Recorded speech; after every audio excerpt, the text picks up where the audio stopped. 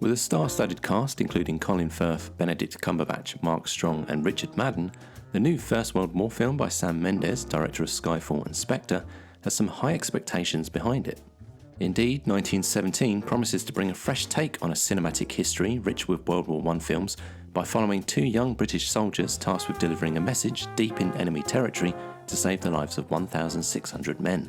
And while some cynics may believe all First World War movies are covering the same ground, film has always found a way of telling it from a new perspective.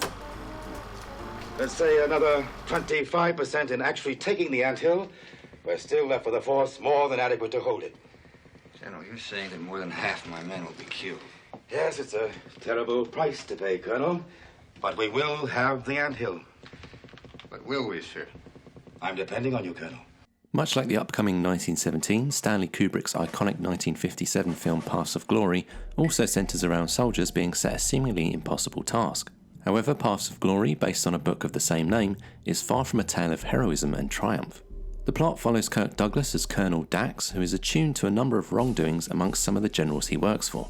After a division is sent on a suicide mission and another division refuses to follow, Dax steps up to defend the men sentenced to death. An unfair trial results in needless bloodshed of their own men, and even though Dax spends much of the film pursuing justice, the end of the film sees him return to war.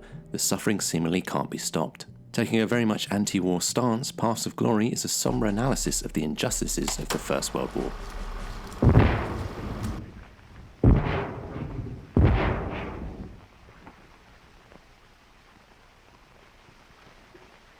What's that?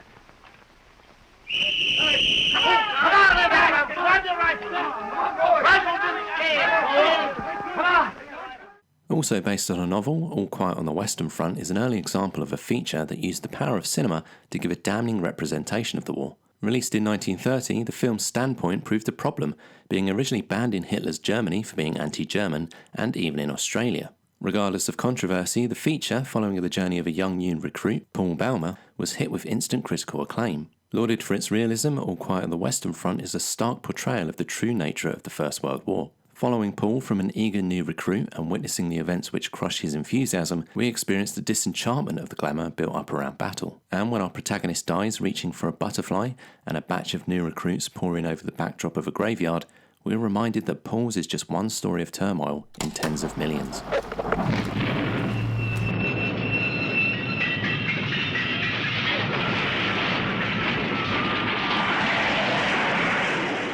Moving on from that sombre note, our next film is far from the grit of the previous two.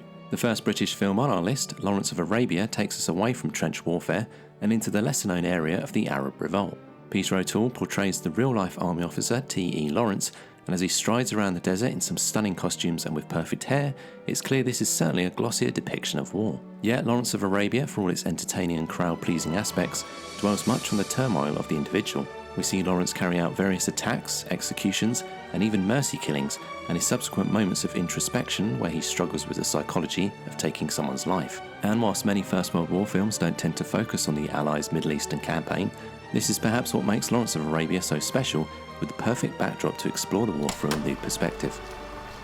It was deadly warfare. You were facing the Germans. Follow me! With so many First World War films in cinematic history, a new perspective or a new way of presenting the subject matter is quite hard to find. Yet in 2018, the revolutionary documentary film They Shall Not Grow Old from director Peter Jackson did just that. By colorising footage from the First World War, inputting sound effects and interlacing interviews with survivors, They Shall Not Grow Old delivered a new, authentic experience to viewers. The result is a unique and highly emotional feature which bridges the gap between our present day and the black and white footage seen in museums and clips. This way, Jackson brings the woes of the war brightly into our vision. The fact that we are seeing real people who laughed, loved and died in the war never ceases to bring back the rare impact of this film. War desire to attack and will do so immediately. The British at Suvla must be allowed to get ashore. Is that clear? You are to push on.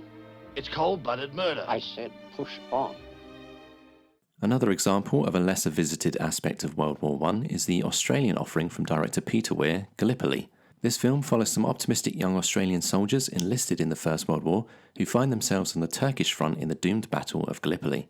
Following Frank and Archie, played by Mel Gibson and Mark Lee, and their friends, it would be easy to suggest, like All Quiet on the Western Front, that Gallipoli is a derogatory look at how the war snuffed out the youth and enthusiasm of young men. However, there is something about Gallipoli which seems different and more complex. Whilst Frank somewhat embodies the cynical outlook of the futility of the First World War, something in Archie's contrasting optimism and enthusiasm gives us a broader view. It's a film that, whilst not condoning it, refuses to ignore the patriotism and spirit that motivated many of the soldiers that fought, and thereby avoids the suggestion that these men died for nothing.